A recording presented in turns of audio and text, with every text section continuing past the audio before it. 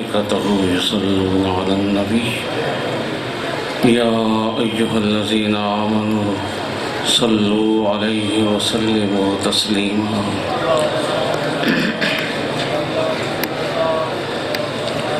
مولاي صل وسلم دائما أبدا على حبيبك خير الخلق كلهم محمد سيد الكونين والثقلين والفريقين من عرب ومن عجم هو الحبيب الذي ترجى شفاعته لكل هول من الأهوال مقتحم مولاي صل وسلم دائما أبدا على حبيبك خير الخلق كلهم. دروشی پڑھیں سب حضرات.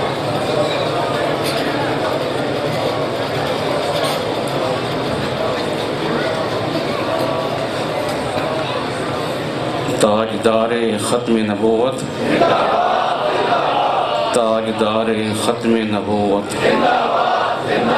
تاجدار ختم نبوت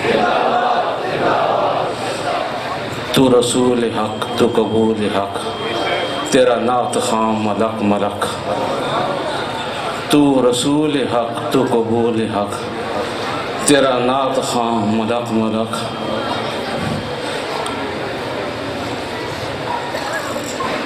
تو رسول حق تو قبول حق تیرا نعت خواہ ملک ملک تیری جلوہ گاہیں ہزار ہیں کبھی ادھر چمک کبھی ادھر چمک کبھی عرش پر کبھی فرش پر کبھی عرش پر کبھی فرش پر کبھی بدر میں کبھی غار میں کبھی یہاں چمک کبھی وہاں دمک تیرا یہ طبق تیرا وہ فلک کبھی یہاں گزر کبھی وہاں گزر بڑی دیر سے ہے میرا سفر تیری یاد سے تیری یاد تک بڑی دیر سے ہے میرا سفر تیری یاد سے تیری یاد تک. اس عظیم رسول معظم کی بارگاہ میں اپنی عقیدت نچھاور کرنے کے لیے ہم سب یہاں جمع ہیں. اللہ تعالیٰ آپ سب کی حاضری قبول فرمائے. اس سال ہمارے اس پروگرام کے اندر ہمارے درمیان دو عظیم ہستیاں ہمیں داغ مفارقت دے کر سفر آخرت سدھار چکی ہیں. ایک کا تعلق اسی دربار حضرت مولانا شاہ محمد علی علیہ رحمہ اس دربار کے وہ سجادہ نشین اور میرے بڑے بھائی پھوپھی زاد بھائی حضرت فتح الدین علیہ رحمہ. آپ اس دنیا سے کوچ کر گئے. 2 سال قبل تک بڑی محبت کے ساتھ ہمارے اس پروگرام میں وہ تشریف لاتے تھے. پچھلے 2 سالوں میں نقاہت کی شدت کی وجہ سے چونکہ عمر بھی کافی تھی اور بیماریاں تکلیفوں نے گھیر رکھا تھا 2 سالوں سے وہ اس پروگرام میں تشریف نہ لا سکے. اس سے قبل وہ ہر سال بڑی محبت اور بڑے خلوص کے ساتھ بڑی چاہت کے ساتھ بلکہ مجھ سے پہلے وہ یہاں تشریف لے آتے تھے. میں جب آتا تھا آپ جلوہ گر ہوتے تھے ادھر اور بڑی محبت سے اس پروگرام کے اندر چونکہ ہم سب نبی پاک کے غلام ہیں نا ہمیں نبی علیہ السلام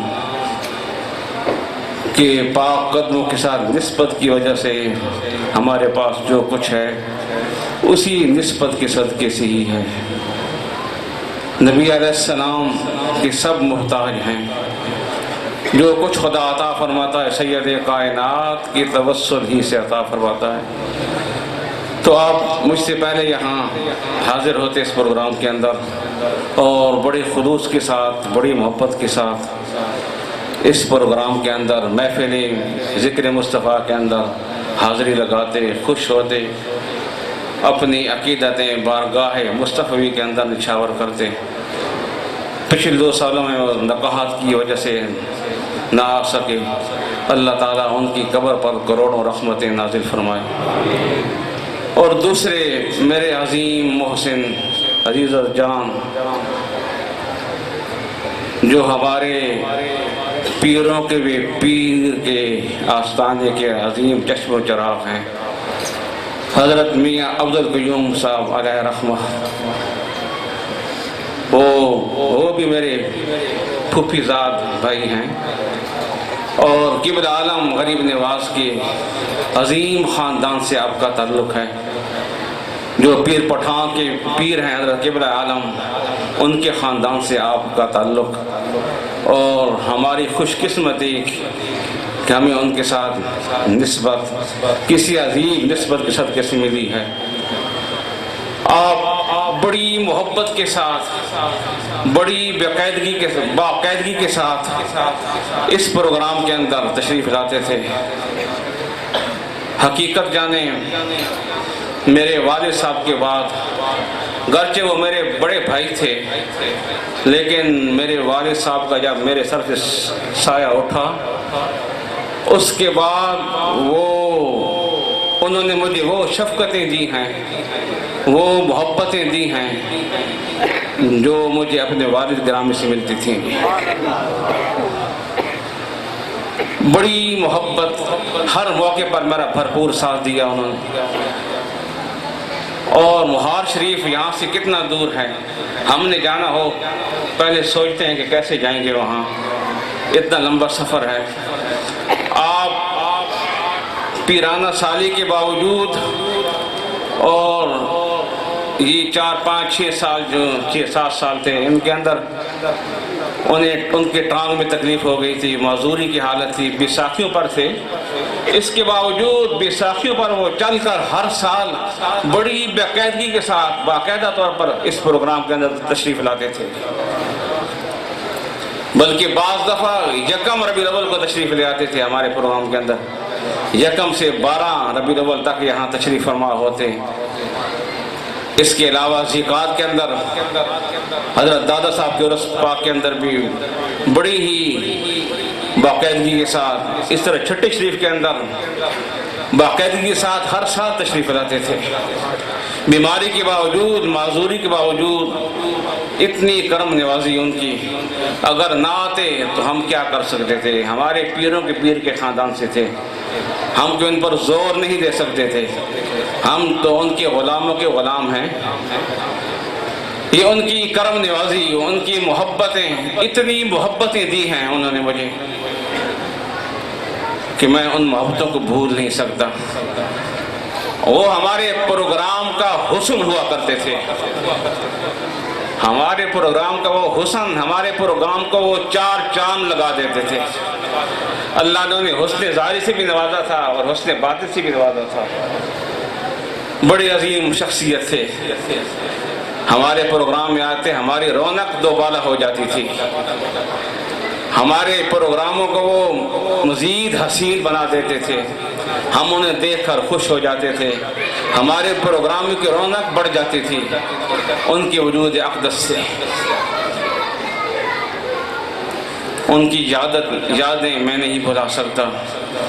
اس سال ان کی کمی بڑی شدت کے ساتھ محسوس ہو رہی ہے، ان کی فراق میں دل ملول ہے، لیکن یہ خدائی فیصلے ہیں، کل نفس ذائقۃ الموت، یہ جو انسان بھی یہاں آیا اسے ایک دن جانا ہے۔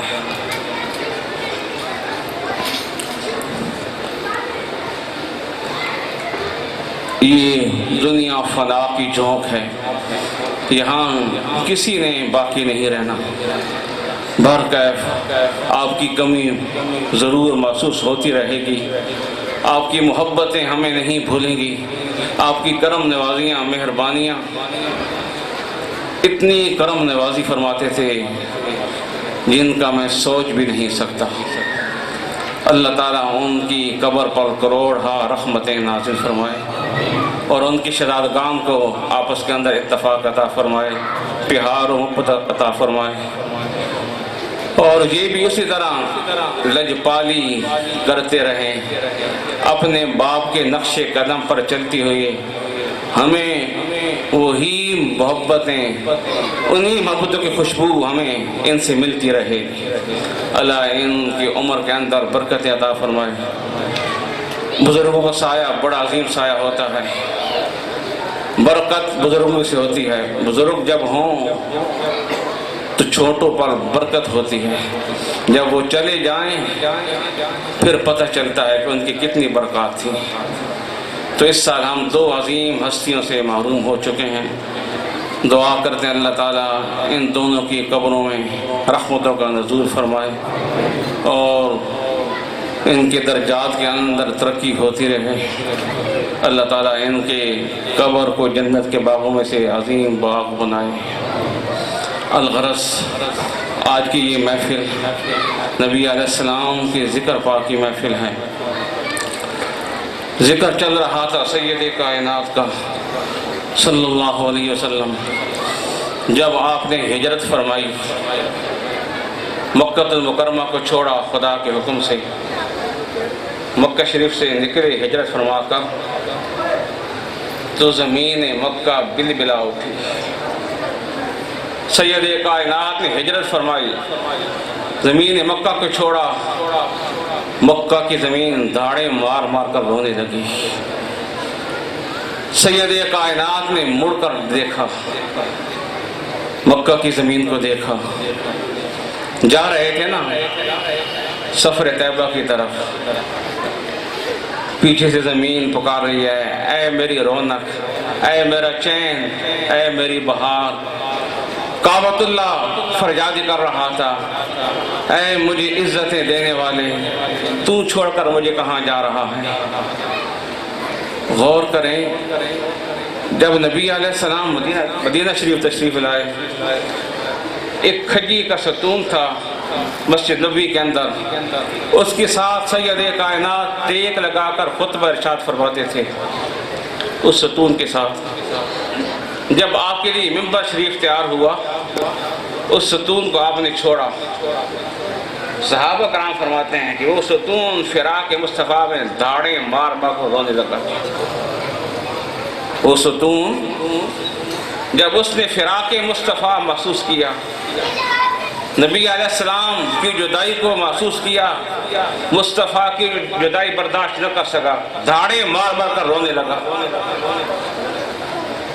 غور کریں، جس ستون کے ساتھ سید کائنات چند مہینے کھڑے ہو کر کچھ دیر کے لیے خطبہ ارشاد فرمائیں، اپنا جسد نورانی مس کریں، اگر اسے جدائی محسوس ہو وہ دھاڑے مار مار روتا ہے، تو جس زمین پر سید کائنات نے 53 سال گزارے تھے، 53 سال 53 سال سید کائنات جس زمین پر تشریف فرما رہے، جب اس زمین کو چھوڑا، اس کے فراق عالم کیا ہوگا؟ وہ زمین کس قدر دھاڑے مار مار کر رو رہی ہوگی؟ وہی زمین ہے نا جب سید کائنات اس زمین پر چلتے تھے، آپ کے پاک قدم اس کی مٹی پر لگتے، اللہ تعالیٰ اس مٹی کی قسم اٹھاتا ہے، لا اقسم بہذا البلد وانت حل بہذا البلد۔ اس مٹی کو یہ عظمت شان نسبت مصطفیٰ سے ملی ہے۔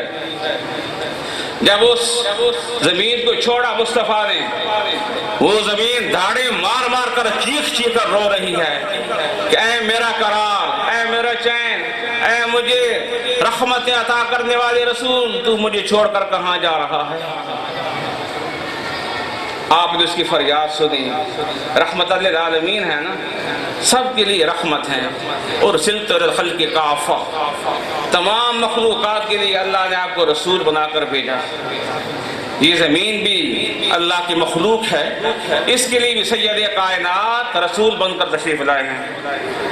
وہ دھاڑے مار کر روتی ہے، سید کائنات نے مڑ کر دیکھا مکہ کی زمین کی طرف اور اس سے مخاطب ہوئی، سرزمین مکہ سے مخاطب ہوئی، فرمایا اے مکہ کی زمین، خدا کی قسم تو خدا کے نزدیک سب سے عظیم ترین زمین ہے۔ اس کی دھارس بدھائی، اس پر کرم نوازی فرمائی، اس پر رحمت کی چادر تدی۔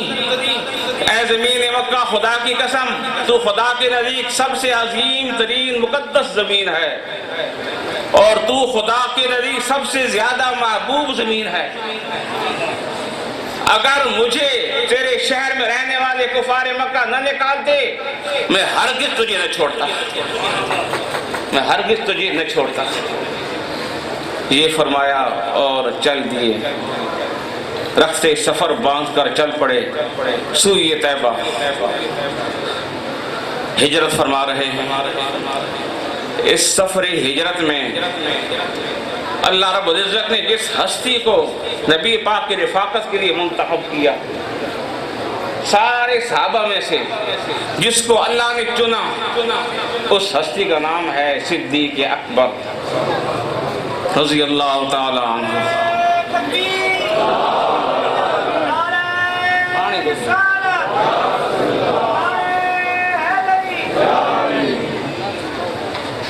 صدیق اکبر ساتھ ہیں، سید کائنات چل رہے ہیں ہجرت کی طرف۔ صدیق جس نے نبی پر اپنی جان، مال، اولاد سب کچھ قربان کر دیا تھا، وہ صدیق کبھی نبی پاک کے آگے چلتا ہے، کبھی پیچھے جاتا ہے، کبھی دائیں جاتا ہے، کبھی بائیں جاتا ہے۔ سید کائنات نے پوچھا، اے ابو بکر یہ کیا ہے؟ عرض کی، یا رسول اللہ، جب یہ سوچتا ہوں کہ کہیں آگے کوئی دشمن گھات لگا کر آگے نہ بیٹھا ہو، کہ آپ آگے جائیں، آپ کو تکلیف پہنچائیں، یہ سوچ کر کہ اگر وہ تکلیف دے گا تو میری جان ڈھال بنے گی آپ کے لیے، میں سامنے ہوں گا، وہ نیزے برچیاں مجھ پر چلیں گی، آپ کی حفاظت ہو جائے گی۔ جب یہ سوچ آتی ہے کہ دشمن بائیں طرف چھپا ہوگا، ادھر جاتا ہوں، پھر بھی دل بے قرار نہیں پاتا، یار خدا کا یار ساتھ ہے۔ پھر خیال آتا ہے کہیں بائیں طرف نہ بیٹھا ہو چھپ کر کوئی دشمن، بائیں طرف جاتا ہوں۔ پھر پیچھے کا خیال آتا ہے پیچھے کی نہ چھپا ہو، پیچھے سے تیر نہ چلا دے، پیچھے جاتا ہوں۔ سید کائنات نے فرمایا، اے ابو بکر، اسے تیری یہ مراد ہے کہ تو قتل ہو جائے، میں بچ جاؤں؟ فرمایا، ہاں یا رسول اللہ، میری یہی مراد ہے کہ میں آپ کے قدموں پر قربان ہو جاؤں، آپ کو کچھ نہ پہنچے، جو تکلیف پہنچے مجھے پہنچے، آپ کو کچھ نہ ہو۔ یہ سفر جاری ہے ہجرت کا، سفر ہجرت یہ عروج کا سفر تھا، سفر ہجرت یہ عروج کا سفر تھا، یہ بلندیوں کا سفر تھا، یہ محبیت سے محبوبیت کا طرف سفر تھا۔ سید کائنات نے پہلے محب بن کر، خدا کا محب بن کر مکہ کے اندر اپنا وقت گزارا، خدا کی محبت میں پتھر کھاتے رہے، دشمنوں کی ظلم سہتے رہے، طائف کے میدان کے اندر اپنے پائے نازک لہو لہان کراتے رہے، اپنے سر اقدس پر اونٹ کی اوجی نہ ڈلواتے رہے، خدا کی محبت میں سب کچھ برداشت فرماتے رہے، کیونکہ خدا سے محبت فرما رہے تھے۔ اور نبی پاک نے پہلے محب بن کر امت کو پیغام دے دیا، اے امت، اگر تم نے بھی خدا کی بارگاہ تک پہنچنا ہے، خدا کی رحمت کا اپنے آپ کو مستحق بنانا ہے، پہلے خدا کے راستے میں اپنے آپ کو کٹواؤ، پہلے خدا کی محب بنو، اس کے راستے میں اپنا نذرانہ عقیدت پیش کرو، اس سے ٹوٹ کر محبت کرو خدا سے۔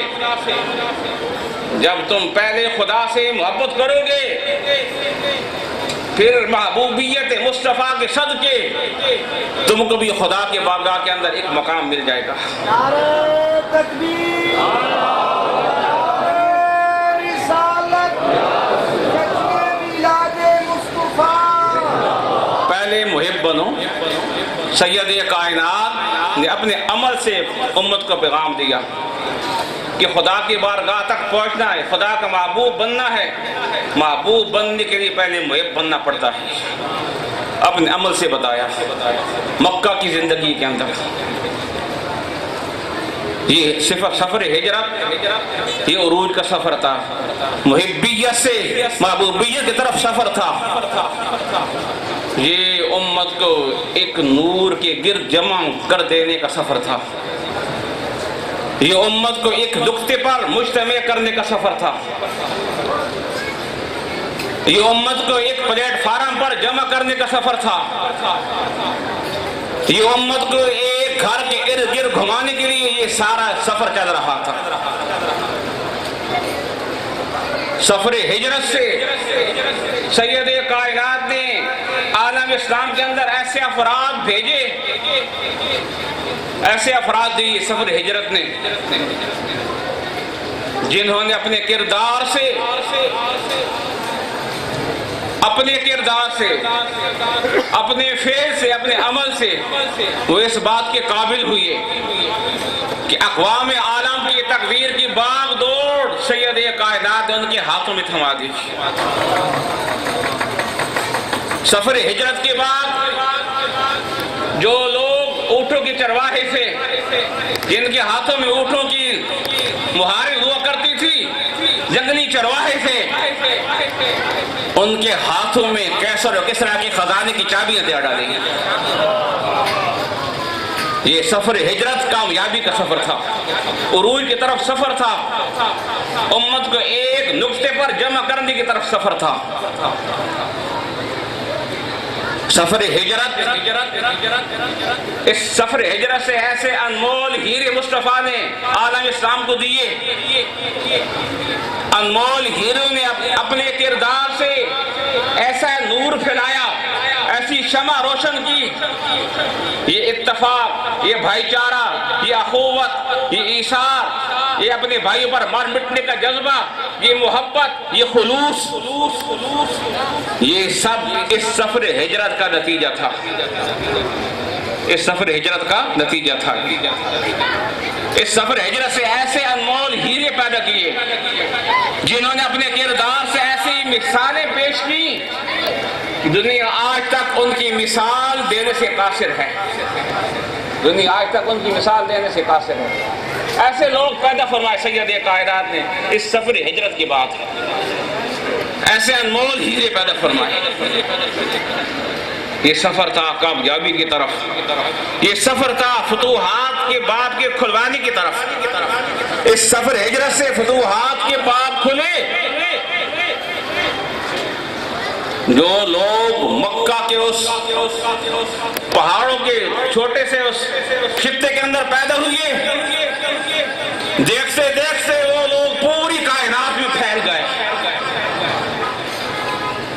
وہ نور دیکھتے دیکھتے چند سالوں میں پوری کائنات کے اندر اس نور کی کرنیں پھیل گئیں۔ یہ سفر ہجرت کا نتیجہ تھا، یہ فتوحات کی طرف سفر تھا۔ اور اس سفر میں اللہ نے جس ہستی کو مصطفیٰ کے ساتھ رکھا، جسے ساتھ رکھا، جسے سب جانتے ہیں، جس کا نام ہے ابو بکر رضی اللہ تعالیٰ عنہ، وہ عام نہیں تھا، جسے خدا نے مصطفیٰ کے سفر میں، اس خاص سفر میں، یہ خاص سفر تھا، کامیابی کا سفر تھا، عروج کا سفر تھا، بلندیوں کا سفر تھا، اس خاص سفر میں خدا نے جس کو مصطفیٰ کے ساتھ چلنے کے لیے منتخب فرمایا وہ عام نہیں تھا، بلکہ وہ خاص بھی نہیں تھا، خاص بھی نہیں تھا، بلکہ وہ خاص و خاص تھا۔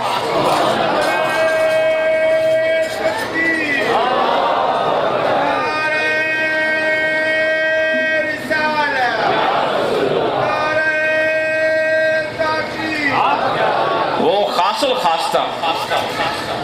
اس سفر کامیابی کے اندر جو رحمتیں مصطفیٰ پر نازل ہو رہی تھی، یہ سفر ہجرت عبادت تھا۔ دیکھیں جب مصطفیٰ نے مکہ المکرمہ کو چھوڑا، ہجرت فرمائی، اب اس مکہ کے اندر مسلمانوں کا رہنا مسلمانوں کے لیے حرام ہو گیا۔ باہر وجہ کریں حالانکہ گھر ہے خدا کا. مصطفیٰ چلے خدا کا گھر نہیں چلا, گھر وہی موجود تھا خدا کا, صرف مصطفیٰ نے اس شہر کو چھوڑا ہے. خدا کا گھر موجود ہے. جب ہجرت فرمائی اب اہل ایمان کے لیے شہر مکہ میں بغیر عذر کے رہنا حرام ہو گیا. جو بھی بغیر عذر کے رہتا وہ خدا کے کتاب میں آ جاتا. کیا پیغام ملا ہمیں؟ کوئی کہے خدا کا گھر ہے, خدا کا گھر ہے, خدا کے گھر میں رہنا حرام ہے. ارے خدا کا گھر تو ہے, لیکن خدا کے گھر کا فیض تب ملتا ہے, خدا کے گھر سے بھیک تب ملتی ہے جب مصطفیٰ کی اتباع کی جائے. خدا کے گھر کے دروازے سے فیض تب ملتا ہے جب مصطفیٰ کی اتباع کی جائے. اگر مصطفیٰ سے ہٹ جاؤ گے خدا کے گھر سے تمہیں سوا ٹھوکروں کے کچھ نہیں ملے گا, کچھ نہیں ملے گا.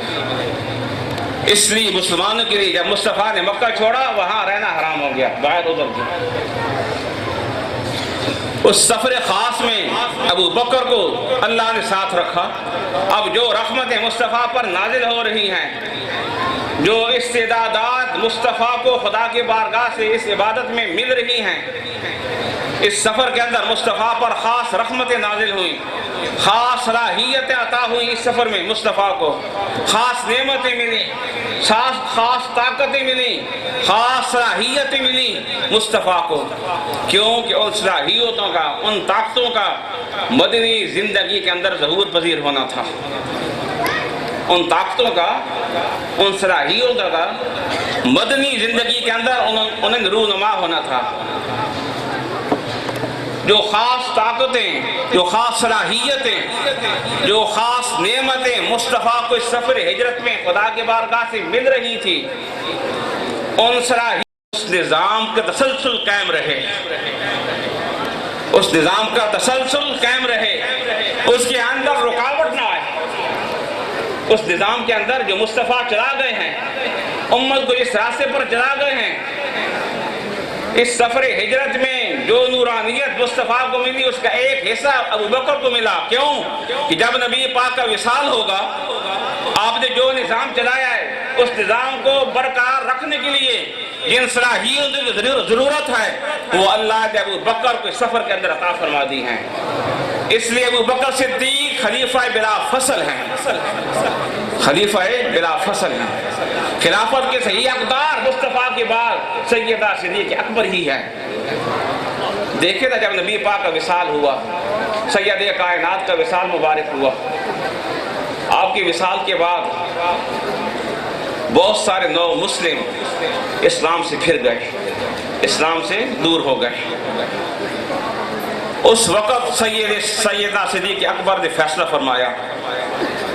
فرمایا خدا کی قسم, جو رسی تم زکوٰۃ کی مصطفیٰ کے زمانے میں دیا کرتے تھے, اگر اب نہیں دو گے میں اس کے لیے بھی تمہارے ساتھ جہاد کروں گا, جہاد کروں گا.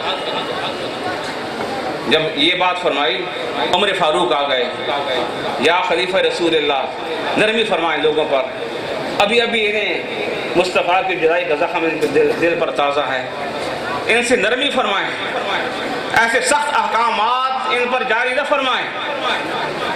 اب دیکھیں نا صدیق کو میت مصطفیٰ مل چکی تھی سفر ہجرت میں. قرآن کے اندر ہے نا, جب صدیق گھبراتے تھے مصطفیٰ اس سفر میں کیا فرماتے, لا تحزن ان اللہ معنا, اے صدیق غم نہ کر اللہ ہمارے ساتھ ہے. اب دیکھیں ان اللہ معنا بڑے غور طلب الفاظ ہیں. یہ نہیں فرمایا ان اللہ معی و معک, اللہ میرے ساتھ بھی ہے اور تیرے ساتھ بھی ہے, یہ نہیں فرمایا, بلکہ فرمایا ان اللہ معنا, اللہ ہمارے ساتھ ہے. جس طرح اللہ میرے ساتھ ہے اسی طرح اے صدیق تیرے ساتھ بھی اللہ ہے.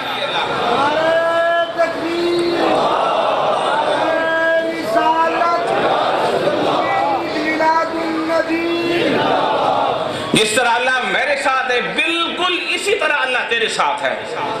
معیت میں خدا کی معیت میں مصطفیٰ نے ابو بکر اپنے ساتھ ملا لیا. معیت میں مصطفیٰ کے ساتھ ابو بکر ہیں. جو خدا کی معیت ذات مصطفیٰ کو حاصل ہے وہی خدا کی معیت ذات ابو بکر کو بھی حاصل ہے. فرق یہ ہے کہ مصطفیٰ سید المرسلین ہیں اور ابو بکر سید الصدیقین ہیں. فرق صرف یہ ہے. تو ابو بکر نے فرمایا اے عمر تجھے کیا ہو گیا ہے؟ دور جاہلیت میں تو بڑا سخت تھا، اب اسلام لے کر تو اتنا نرم ہو گیا ہے. تو بتا مصطفیٰ کا وصال ہو گیا، سلسلہ وحی منتقع ہو گیا، وحی کا سلسلہ منقطع ہو گیا ہے، وحی بند ہو چکی ہے. میں رعایت کروں تو کس بات میں رعایت کروں؟ میں ان کے ساتھ رعایت کروں تو کس بات میں رعایت کروں؟ اگر آج میں رعایت کروں گا انہیں چھوٹ دوں گا، کل یہ پوری زکوٰۃ دینے سے بری ہو جائیں گے. دیکھیں نا یہ چیز تھی پہلی امتوں کے اندر. جب ان کے نبی چلے جاتے تھے بعد والے علماء گنجائشیں نکال لیتے تھے. ایک امت پر ماہ رمضان کے روزے فرض ہوئے، سردیوں میں رمضان آیا روزے رکھے بڑی خلوص کے ساتھ. شدید گرمی میں آیا اب وہ بہانے تلاش رہے ہیں. وہ کہتے ہیں جی اب نہیں رکھتے بہت سخت گرمی ہے. بہار کے موسم میں یا سردی کے موسم میں بجائے 1 مہینے کے 2 مہینے روزہ رکھے گئے. انہوں نے اسلام کے رکن کو بدلا ڈالا. جب بدلا ڈالا ان سے ماہ رمضان کی برکات کو اٹھا دیا گیا. برکات اٹھ گئی ان سے. ماہ رمضان کی برکات کسے ملی ہیں؟ امت مصطفیٰ کو ملی ہیں. اسی رمضان کے اندر شب قدر ہے. کتنی عظیم رات ہے. یہ برکت ملی ہے مصطفیٰ کی امت کو. کیوں ملی؟ مصطفیٰ کے بعد صحابہ کے توسل ہی سے ملی ہے، ان کی برکات سے ملی ہے، ابو بکر صدیق کی برکات سے ملی ہے. صدیق نے فرمایا میں ان کے ساتھ رعایت کس بات میں کروں؟ وحی منقطع ہو چکی ہے، سید کائنات وصال فرما چکے ہیں. اب اگر میں چھوٹ دیتا ہوں، آج انہوں نے ایک رسی نہیں دی، کل یہ پورا اونٹ بھی نہیں دیں گے زکوٰۃ کے اندر جو واجب ہوتا ہے. اس طرح یہ اہم ترین رکن اسلام کا روپوش ہو جائے گا، ختم ہو جائے گا اسلام کے اندر. بعد والوں کو پتہ بھی نہیں ہوگا کہ اسلام کے رکن کتنے ہیں. یہ تھا ایمان صدیق کا. یہ تھا ایمان صدیق کا. یہ کیسے ملا؟ میت مصطفیٰ سے ملا ہے. سفر ہجرت میں میت مصطفیٰ سے یہ ایمان صدیق کو ملا تھا. تو سفر ہجرت کے اندر جو صلاحیت اللہ نے مصطفیٰ کو عطا فرمائی، جو طاقتیں عطا فرمائی، ان کا ایک وافر حصہ اللہ تعالیٰ نے مصطفیٰ کی میت کی وجہ سے صدیق کو بھی عطا فرمایا. سفر فرما رہے ہیں، غار ثور کے قریب پہنچ گئے. 2 ہیں، صرف 2، جن 2 کو آج بھی قرآن یاد کرتا ہے. ثانی اثنین. قرآن اٹھائیں، محبت کی نگاہ سے قرآن کو پڑھیں. پوچھے ثانی کون ہے؟ اے قرآن بتا، تو نے جو قرآن میں کہا ثانی، یہ ثانی کون ہے؟ قرآن بھی کہے گا یہ ثانی ابو بکر صدیق ہی تو ہیں، اور کون ہو سکتا ہے؟ ایک مرتبہ سیدنا صدیق اکبر کے زمانے میں دور خلافت میں ایک صحابی نے یہی آیت پڑھی، ثانی سن والی آیت پڑھی. آپ نے سن کر آپ رو پڑے. فرمایا خدا کی قسم یہ ثانی میں ہی تھا جس کا ذکر خدا نے قرآن میں کیا. ثانی اثنین، یہ ثانی میری ذات تھی. الغرض سفر ہجرت غار ثور کی طرف چل رہے ہیں. سید کائنات کے پائے نازک، خدا کی یار ہیں نا، نازک ہیں. جسم اطہر کے اندر نزاکت ہے، لطافت ہے. کتنی لطافت ہے، اس جسم کا سایہ بھی نہیں ہے. اتنا لطیف جسم کسی کا نہ ہوا ہے نہ ہو سکتا ہے. جب وہ پتھریلی زمین پر وہ جسم چلا، پائے نازک لگے، زخمی ہو گئے. ابو بکر ساتھ ہیں. مصطفیٰ کے زخم دیکھ کر برداشت نہ ہو سکا. صبر کا جامہ لبریز ہو گیا. بیٹھ گئے. یا رسول اللہ میرے کندھوں پر سوار ہو جائیں. اللہ کی یار کو اپنے کندھوں پر سوار کیا. جو لوگ مکہ المکرمہ جنہیں حاضری نصیب ہوئی ہے اور میری دعا ہے جنہیں نصیب نہیں ہوئی اللہ انہیں نصیب فرمائے حرمین شریفین کی زیارت۔ وہ جانتے کہ غار ثور کتنی بلندی پر ہے، کتنی بلندی پر ہے۔ آج وہاں راستہ بھی بن چکا ہے غار ثور کا، اس کے باوجود وہاں آج بھی جانے کے لیے 2 ڈھائی 3 گھنٹے لگتے ہیں، اور کمزور انسان تو جا بھی نہیں سکتے۔ ہاں ان کا اگر عشق جوان ہو وہ تو پھر انہیں کون روک سکتا ہے۔ کئی بوڑھے دیکھیں جو جا رہے ہیں۔ آج اس غار پر چڑھنے کے لیے گرچہ راستے بن چکے ہیں پھر بھی 2 ڈھائی 3 گھنٹے لگتے ہیں۔ غور تو کرو، 1500 سال پہلے پیچھے مڑ کر دیکھو، اس وقت نہ کوئی راستہ تھا اس غار پر جانے کا، نہ کوئی سڑک تھی۔ اس وقت صدیق اکبر نے سید کائنات کو کندھوں پر اٹھا کر وہ کس محبت کس طاقت کے ساتھ اس غار کے دہانے پر پہنچے ہوں گے۔ وہاں پہنچے، غار کے قریب پہنچے۔ یہ غار بھی بڑی عظیم غار ہے، ازل سے سو رہی تھی خاک کی توقیر جاگ اٹھی، ازل سے سو رہی تھی خاک کی توقیر جاگ اٹھی، یکا یک اس اندھیرے غار کی تقدیر جاگ اٹھی، یکا یک اس اندھیرے غار کی تقدیر جاگ اٹھی۔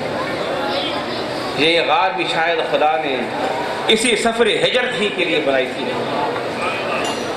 خدا نے اس غار کو غالباً اسی سفر کے لیے انہیں 3 راتیں اپنے محبوب کو ٹھہرانے ہی کے لیے بنائی ہوگی، اس غار کو بنایا ہوگا۔ اور یہ غار جب اس غار کو پتہ چلا ہوگا کہ مصطفیٰ کا تولد ہو گیا ہے، مصطفیٰ کی ولادت باسعادت میری سرزمین پر ہو گئی ہے، غالباً اسی دن سے یہ غار اس رات کی منتظر ہوگی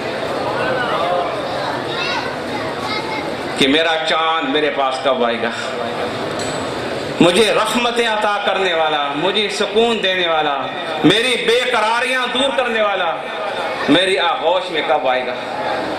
یہ غار منتظر ہوگی۔ صدیق نے اللہ کی یار کو اپنے کندھوں پر اٹھا کر اس غار تک پہنچایا۔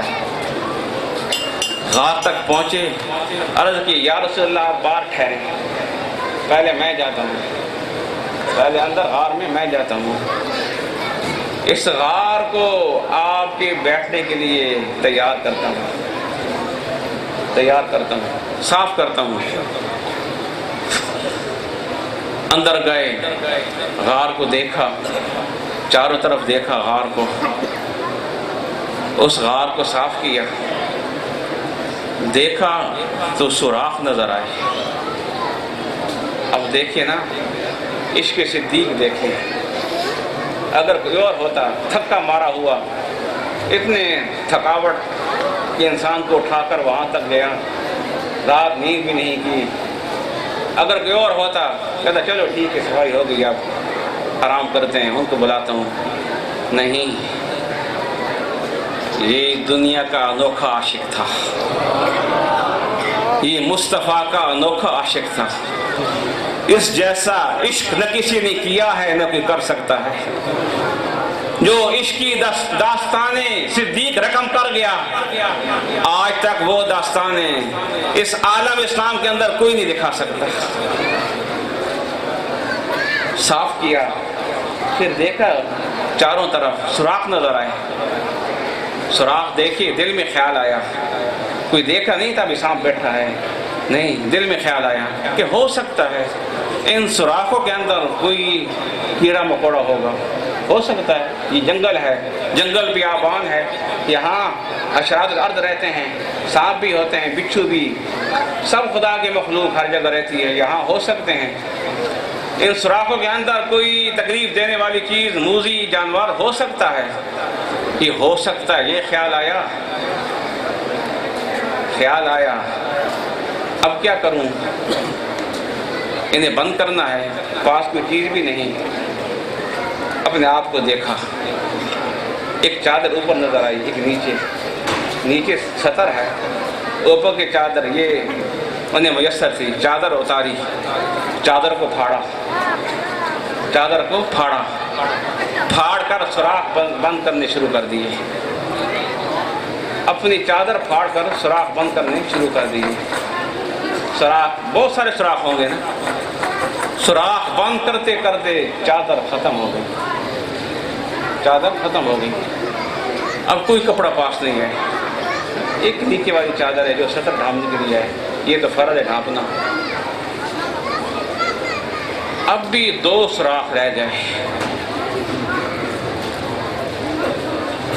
دل کو یہ گوارا نہ ہوا کہ 2 سوراخ موجود ہوں اور میں ذات کو بلا لوں، ہو سکتا ہے ان 2 سوراخوں کے اندر کوئی موذی جانور بیٹھا ہو،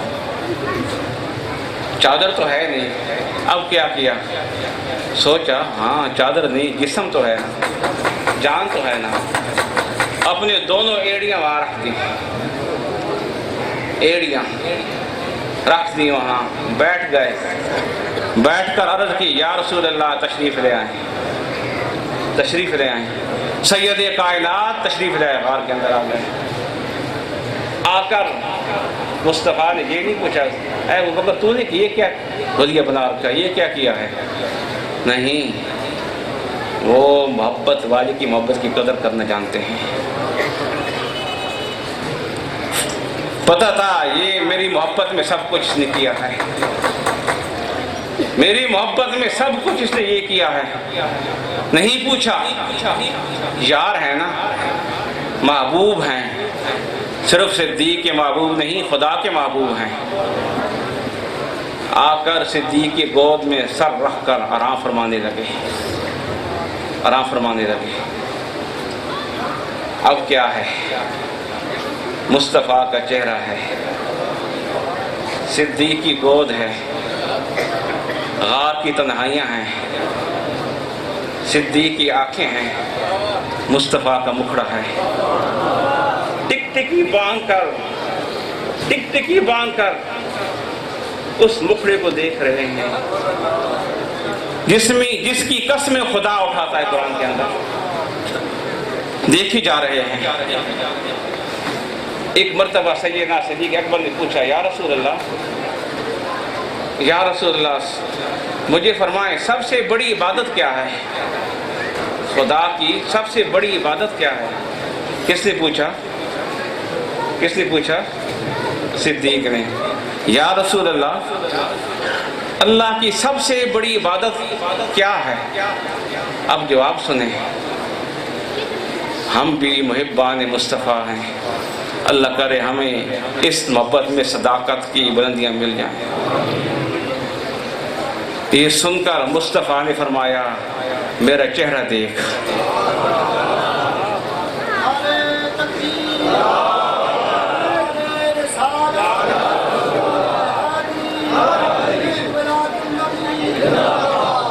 میرا دیدار کر۔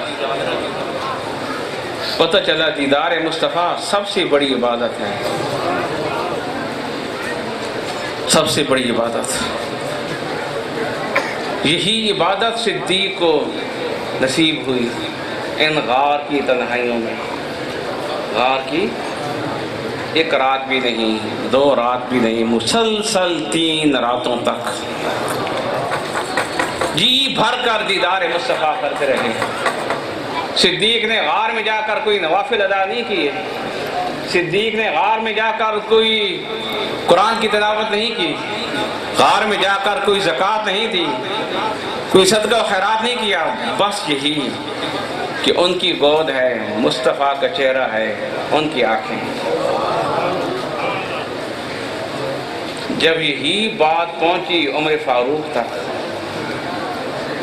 پتہ چلا نا، ہمیں پتہ چل گیا ہے صحابہ کے واسطے سے، جب یہی بات فاروق اعظم تک پہنچی رضی اللہ تعالیٰ عنہ، اپنے دور خلافت کے اندر عمر فاروق رو کر عرض کرتے ہیں، عمر فاروق رو کر عرض کرتے ہیں، کہتے ہیں، خواہش کرتے ہیں، تمنا کرتے ہیں کہ کاش میری ساری نیکیاں صدیق لے لیتا، میری ساری نیکیاں کس کی نیکیاں؟ عمر کی، عمر کی نیکیاں کتنیاں ہیں؟ کتنیاں ہیں؟ ایک مرتبہ مائی صاحب نے پوچھا، صدیقہ کائنات، محبوبہ رب کائنات، محبوب رب کائنات نے پوچھا کہ آسمان پر یا رسول اللہ جتنے ستارے ہیں، ستاروں کو دیکھا نا، گن نہ سکی، خیال آیا یہ لا محدود ستارے پتہ نہیں کتنے ہوں گے، خیال آیا اتنے ستارے آئے، اتنیاں کسی کی نیکیاں بھی ہوں گی. اور مائی صاحب نے یہ گمان کیا کہ ہو سکتا ہے سید کائنات فرمائیں گے کہ اتنیاں نیکیاں تیرے باپ کی ہیں. لیکن مصطفیٰ سے پوچھا کہ یا رسول اللہ جتنے آسمان کے ستارے ہیں اتنیاں کسی کی نیکیاں ہیں؟ سن کے فرمایا ہاں ہاں عائشہ، اتنیاں نیکیاں عمر کی ہیں. کس کی ہیں؟ جس کی اتنیاں نیکیاں، اتنیاں نیکیاں. وہ کہتا ہے کہ کاش میری ساری نیکیاں لے لیں صدیق اکبر. وہ اتنی نیکیوں والا کہہ رہا ہے کہ کاش میری ساری نیکیاں صدیق لے لیتے اور 2 نیکیاں مجھے دے دیتے. ایک وہ نیکی جس کا بھی ذکر ہو رہا ہے غار ثور کے اندر رات کی تنہائیوں میں جی بھر کر صدیق مصطفیٰ کا دیدار کر رہا ہے. یہ دیدار مصطفیٰ والی نیکی ہے کہ اور تیسرا کوئی نہیں ہے. تیسرے رات کی تنہائیاں ہیں، ایک مصطفیٰ ہے، ایک صدیق ہے.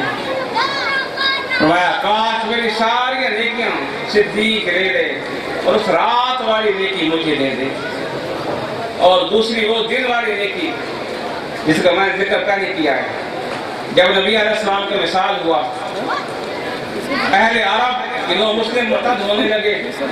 اس وقت جو فیصلہ کیا صدیق اکبر نے، اس فیصلے کی برکات یہ ہوئی کہ جو لوگ مرتد ہو چکے تھے، صدیق کے اس فیصلے کے بعد وہ دوبارہ اسلام میں داخل ہو گئے، دوبارہ اسلام میں لوٹ آئے. وہ جب صدیق نے جہاد فرمایا ان کے خلاف، عظمت اسلام، شوکت اسلام، دبدبہ اسلام دکھایا انہیں، ان کے دلوں کے اندر اسلام کی قوت پختہ ہو گئی، اسلام کا دبدبہ بیٹھ گیا.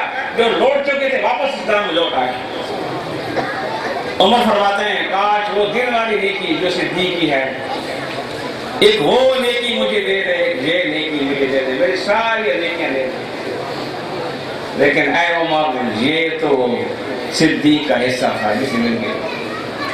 صدیق کون بنے؟ دوسرا صدیق نظر آتا ہی نہیں ہے کہیں. صدیق ایک ہی ہے جسے خدا نے چن لیا مصطفیٰ کی میت کے لیے. سایہ مصطفیٰ مائے اصطفیٰ، عز و ناز خلافت پہ لاکھوں سلام. وہ صدیق تو غار میں بیٹھ کے سید کائنات سے عرض کی یا رسول اللہ اندر تشریف لے آئے. نبی پاک اندر آ گئے، تشریف لے آئے، آ کر آرام فرمانے لگے. اس غار کے اندر مصطفیٰ آرام فرمانے لگے. ادھر کفار نے یہ اعلان کر دیا تھا کہ جو بھی ان دونوں کو، محمد الرسول اللہ اور صدیق کو زندہ یا قتل کی صورت میں ہم تک پہنچائے گا، ہم اسے 100 اونٹ انعام میں دیں گے. انہوں نے یہ اعلان کر رکھا تھا. اب مصطفیٰ غار کے اندر ہے. اب مکے والے دوڑتے ہیں انعام کی لالچ میں.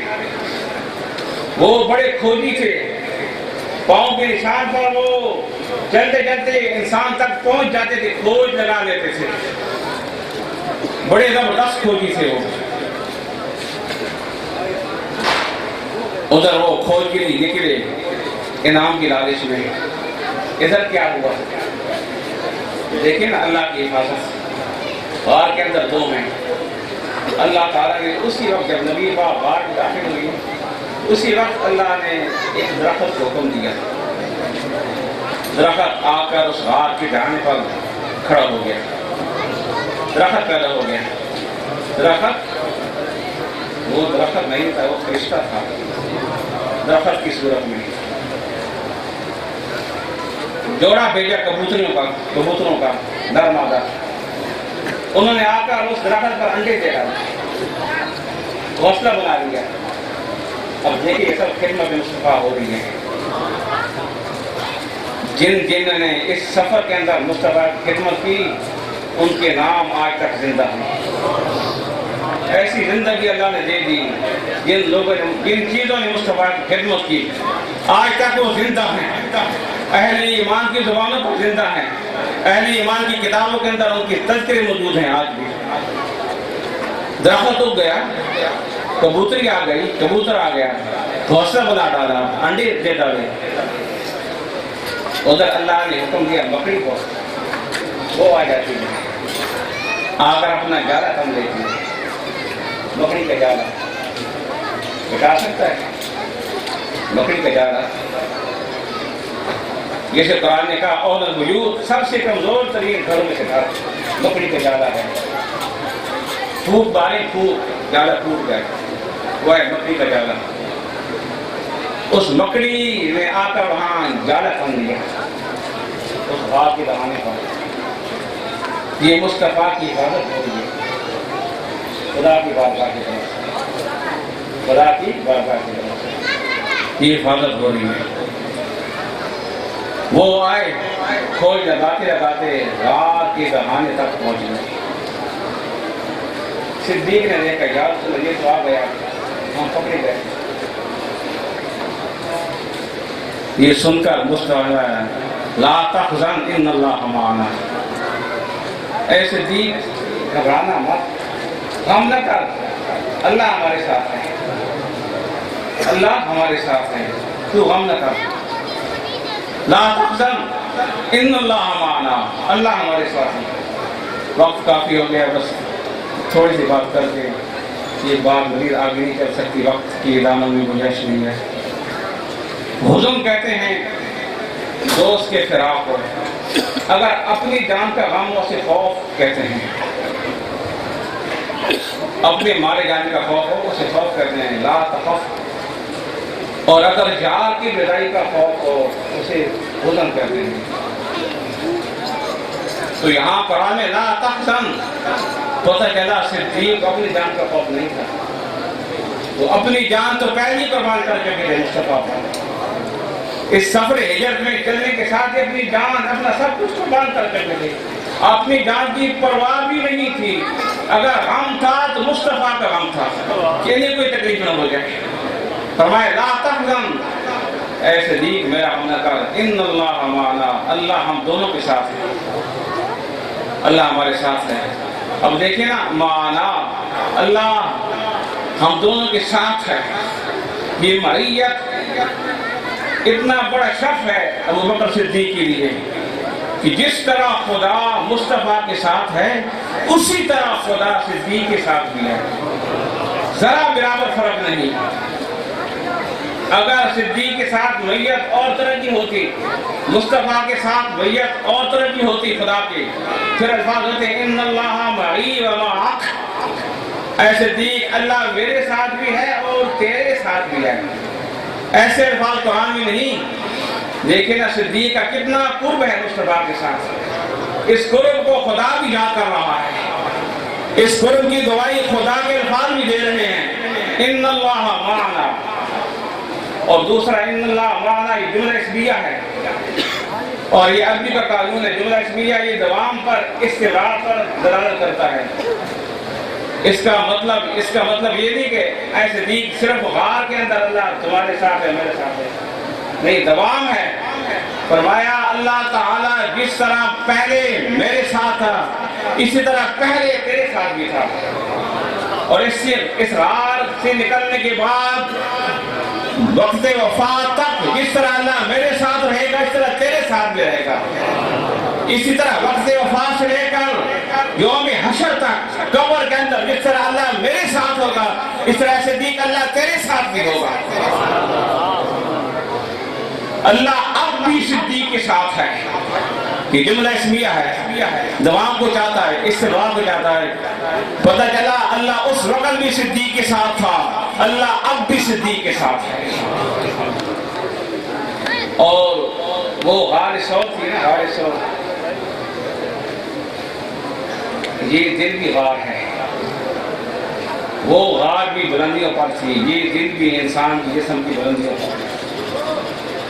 اس غار کے اندر بھی جب تک صدیق داخل نہیں ہوئے اس وقت تک مصطفیٰ تشریف نہیں لے گئے۔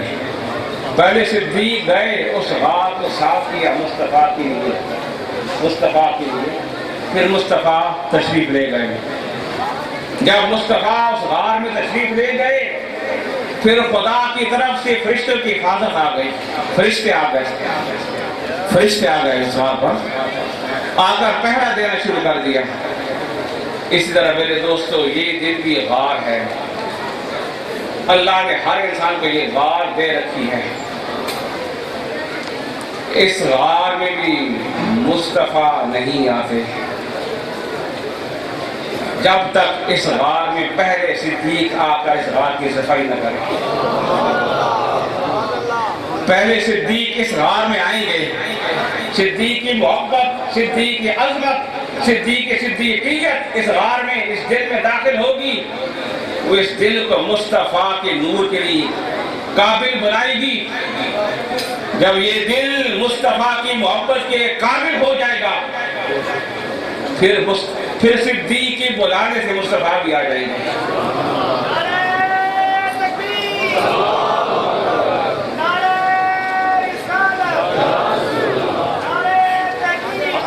جب صدیق آئیں گے، جب پہلے صدیق آئیں گے، صاف کریں گے، مصطفیٰ کی محبت کے قابل بنائیں گے، پھر مصطفیٰ کی نظر کرم، نظر رحمت اس دل پر ہوگی، آپ کی محبت کی جلوہ گری ہوگی۔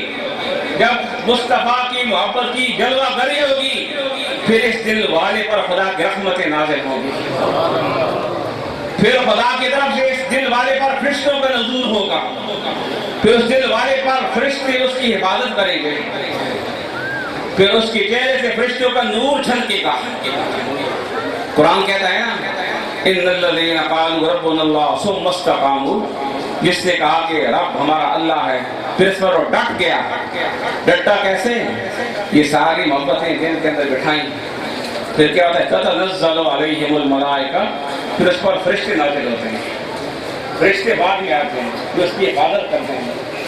جب دل میں صدیق آئے گا، مصطفیٰ آئیں گے، مصطفیٰ کے آنے کے بعد خدا کی رحمتیں آئیں گی، پھر اس دل والے کی جسم پر فرشتوں کا پہرا ہوگا، پھر اس کے محافظ فرشتے ہوں گے، اس کے محافظ فرشتے ہوں گے، پھر چلے گا، فرشتے اس کی حفاظت کریں گے۔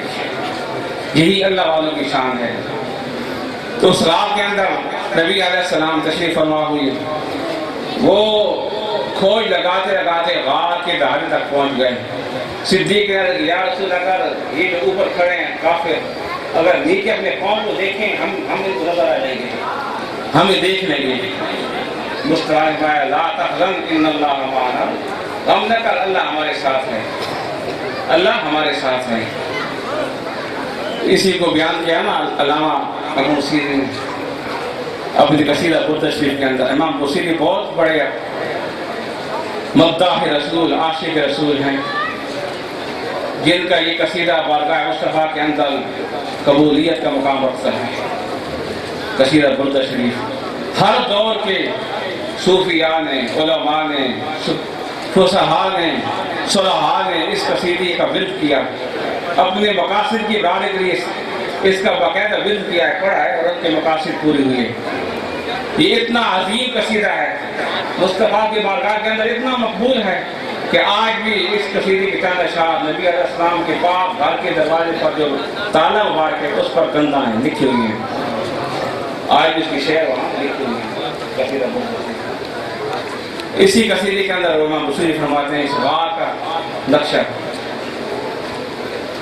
وَمَا هَوَى الْغَارُ مِنْ خَيْرٍ وَمِنْ كَرَمٍ وَكُلُّ طَرْفٍ مِنَ الْكُفَّارِ عَنْهُ عَمِيٍ فَالصِّدْقُ فِي الْغَارِ وَالصِّدِّيقُ لَمْ يَرِمَا وَهُمْ يَقُولُونَ مَا بِالْغَارِ مِنْ أَرِمٍ وَظَنُّ الْهَمَامَ وَظَنُّ الْعَنْكَبُوتَ عَلَى خَيْرِ الْبَرِيَّةِ لَمْ تَنْسُجْ وَلَمْ تَخُمِ وقاية الله أغنت عن مضاعفة من الدروه وعن عال من الأطم مولاي صل وسلم دائما أبدا على حبيبك خير الخلق كلهم. وہ فرماتے ہیں کہ غار نے خیر البریہ جو تمام مخلوقات میں سب سے بہتر ہے محمد رسول اللہ، غار نے ان کا احاطہ کر لیا. غار نے ان کا احاطہ کر لیا. یہ غار ہے نا، غار اللہ نے اس دن کے لیے، ان 3 راتوں میں ٹھہرانے کے لیے اس غار کو غالباً بنایا ہوگا. اس غار کے اندر اللہ نے وہ شانی رکھی ہیں، وہ کیفیات، وہ وجدانی روحانی کیفیات رکھی ہیں کہ اپنے یار کی یاد کو یہاں 3 دن ٹھہرا کر وہ طاقتیں، وہ صلاحیتیں عطا فرمائیں جن کی آگے چل کر مدنی زندگی کے اندر ضرورت تھی. امام صاحب فرماتے ہیں واہ والغار من خیر ومن کرم، کہ غار نے اپنے اندر سمو لیا خیر البریہ کو، جو تمام مخلوقات کے اندر سب سے بہتر ہیں، انہیں غار نے اپنے اندر سمو لیا. اور کافر ہر طرف سے گھوم کر دیکھ رہے ہیں، حالانکہ کافروں کو پتہ تھا یہاں ہیں، لیکن فرشتوں کا دبدبہ تھا، روب تھا. اس روب دبدبے جلال کی وجہ سے وہ نیچے جھانک کر دیکھ نہیں سکتے تھے. پتہ تھا وہاں تک پہنچے، نشانات موجود ہیں کہ یہاں موجود ہیں، لیکن اتنا روب تھا خدا کا. فرشتوں کی حفاظت تھی. یہ ظاہری حفاظت ہے، یہ ظاہری حفاظت ہے کہ درخت لگا دیا، مکڑی نے آ کر جانا تل لیا، کبوتری نے انڈے دے ڈالے.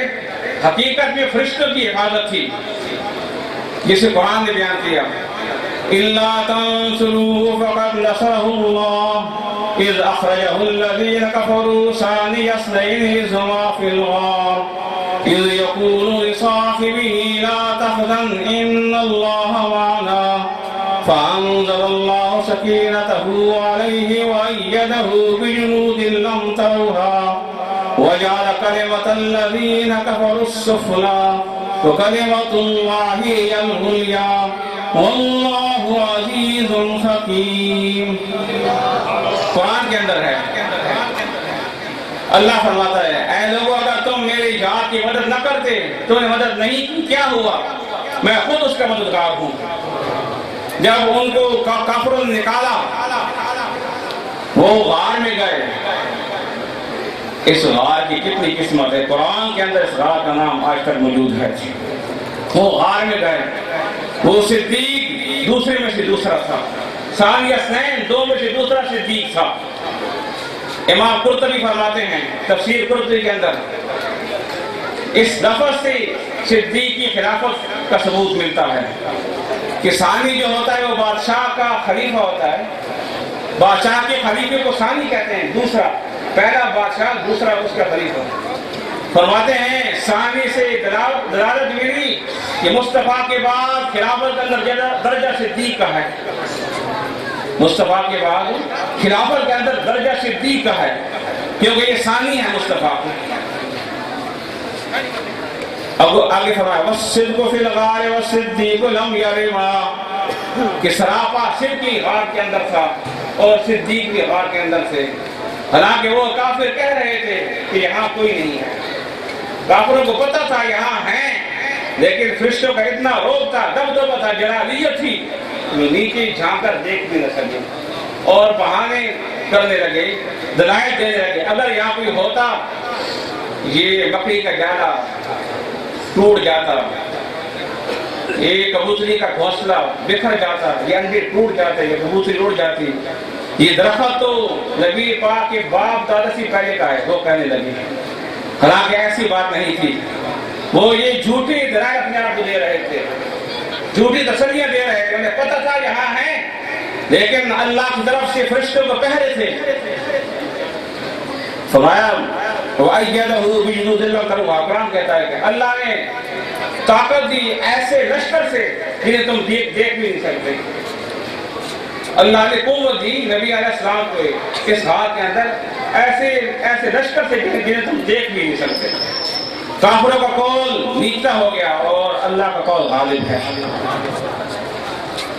اللہ نے خود فرمایا قرآن کے اندر، وہ کہنے لگے ظن الحمام وظن العنکبوت علی انہوں نے گمان کیا کہ یہ کبوتری یہ مکڑی اگر یہاں ہوتے ان کے یہ جالے نہ ہوتے، ان کے انڈے یہاں نہ ہوتے۔ آگے فیصلہ کرتے ہیں امام بصیری وقایت اللہ اغنت عن مضافت، کہ اللہ کی حفاظت نے نبی علیہ السلام کو بے نیاز کر دیا تھا۔ اللہ کی حفاظت نے نبی علیہ السلام کو دوڑی زروں سے اور بلند قلعوں کے اندر چھپنے سے اللہ نے ان کو بے نیاز کر دیا تھا۔ نبی علیہ السلام بلند قلعوں کے اندر چھپنے کے بغیر بھی اور دوڑی زروں کے بغیر بھی کافروں سے محفوظ رہے۔ حفاظت کا ذریعہ اللہ نے مکڑی کو بنایا، جو پھوس جس کا جالا ٹوٹ جائے، گھر ٹوٹ جائے، اس کو اللہ نے مکڑی کو وقایت کا ذریعہ بنایا۔ وقایت اللہ اغنت عن مضافت، اللہ کی حفاظت نے نبی علیہ السلام کو بے نیاز کر دیا دوڑی زروں سے اور بلند ترین قلعوں کے اندر چھپ جانے سے۔ یہ نبی علیہ السلام کی شان ہے۔ یہ سفر ہجرت چل رہا ہے، وقت کافی ہو گیا۔ اللہ تعالیٰ آپ سب کی حاضری نبی علیہ السلام کی بارگاہ میں قبول فرمائے، ہمیں نبی علیہ السلام کی سچی محبت عطا فرمائے، آپ کے نقش قدم پر چلنے کی توفیق عطا فرمائے۔ اللہ تعالیٰ وقت موت ہم سب کو دیدار مصطفیٰ عطا فرمائے۔ آمین۔ لیکن اتنا روب تھا خدا کا، فرشتوں کی حفاظت تھی، یہ ظاہری حفاظت ہے، یہ ظاہری حفاظت ہے کہ درخت لگا دیا، مکڑی نے آ کر جانا تل لیا، کبوتری نے انڈے دے ڈالے۔ حقیقت میں فرشتوں کی حفاظت تھی، جسے قرآن نے بیان کیا إِلَّا تَنْصُرُوهُ فَقَدْ نَصَرَهُ اللَّهُ إِذْ أَخْرَجَهُ الَّذِينَ كَفَرُوا ثَانِيَ اثْنَيْنِ إِذْ هُمَا فِي الْغَارِ إِذْ يَقُولُ لِصَاحِبِهِ لَا تَحْزَنْ إِنَّ اللَّهَ مَعَنَا فَأَنزَلَ اللَّهُ سَكِينَتَهُ عَلَيْهِ وَأَيَّدَهُ بِجُنُودٍ لَّمْ تَرَوْهَا وَجَعَلَ كَلِمَةَ الَّذِينَ كَفَرُوا السُّفْلَىٰ وَكَلِمَةُ اللَّهِ هِيَ الْعُلْيَا وَاللَّهُ عَزِيزٌ حَكِيمٌ۔ قرآن کے اندر ہے، اللہ فرماتا ہے اے لوگوں اگر تم میری جہاد کی مدد نہ کرتے، تم نے مدد نہیں کی، کیا ہوا؟ میں خود اس کا مددگار ہوں۔ جب ان کو کافروں نے نکالا، وہ غار میں گئے۔ اس غار کی کتنی قسمت ہے، قرآن کے اندر اس غار کا نام آج تک موجود ہے۔ وہ غار میں گئے، وہ صدیق دوسرے میں سے دوسرا تھا، ثانیہ اثنین دو میں سے دوسرا صدیق تھا۔ امام قرطبی فرماتے ہیں تفسیر قرطبی کے اندر اس لفظ سے صدیق کی خلافت کا ثبوت ملتا ہے کہ ثانی جو ہوتا ہے وہ بادشاہ کا خلیفہ ہوتا ہے، بادشاہ کے خلیفے کو ثانی کہتے ہیں، دوسرا، پہلا بادشاہ دوسرا اس کا خلیفہ۔ فرماتے ہیں ثانی سے دلالت ملی کہ مصطفیٰ کے بعد خلافت کا درجہ صدیق کا ہے، مصطفیٰ کے بعد خلافت کے اندر درجہ صدیق کا ہے، کیونکہ یہ ثانی ہے مصطفیٰ کو۔ اب آگے فرمایا وَالصِّدْقُ فِي الْغَارِ وَالصِّدِّيقُ لَمْ يَرِمَا، کہ سراپا صدیق غار کے اندر تھا اور صدیق بھی غار کے اندر تھے، حالانکہ وہ کافر کہہ رہے تھے کہ یہاں کوئی نہیں ہے۔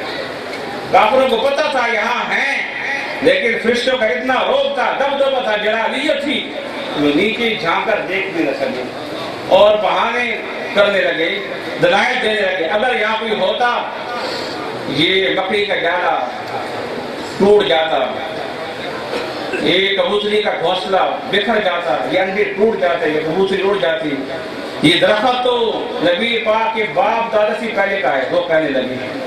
حالانکہ ایسی بات نہیں تھی، وہ یہ جھوٹی دلائل اپنے آپ کو دے رہے تھے، جھوٹی تسلیاں دے رہے تھے، انہیں پتہ تھا یہاں ہیں، لیکن اللہ کی طرف سے فرشتوں کو پہرے تھے۔ فرمایا وَأَيَّدَهُ بِجُنُودٍ لَّمْ تَرَوْهَا، قرآن کہتا ہے کہ اللہ نے طاقت دی ایسے لشکر سے جنہیں تم دیکھ بھی نہیں سکتے۔ اللہ نے قوت دی نبی علیہ السلام کو اس غار کے اندر ایسے لشکر سے جنہیں تم دیکھ بھی نہیں سکتے۔ کافروں کا قول نیچا ہو گیا اور اللہ کا قول غالب ہے۔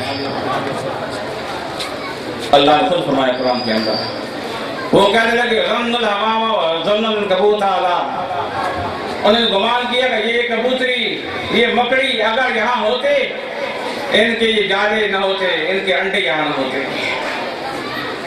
آگے فیصلہ کرتے ہیں امام بصیری وقایت اللہ اغلط عن مضافت کہ اللہ کی حفاظت نے نبی علیہ السلام کو بے نیاز کر دیا تھا. اللہ کی حفاظت نے نبی علیہ السلام کو دوڑی زروں سے اور بلند قلعوں کے اندر چھپنے سے اللہ نے ان کو بے نیاز کر دیا تھا. نبی علیہ السلام بلند قلعوں کے اندر چھپنے کے بغیر بھی اور دوڑی زروں کے بغیر بھی کافروں سے محفوظ رہے.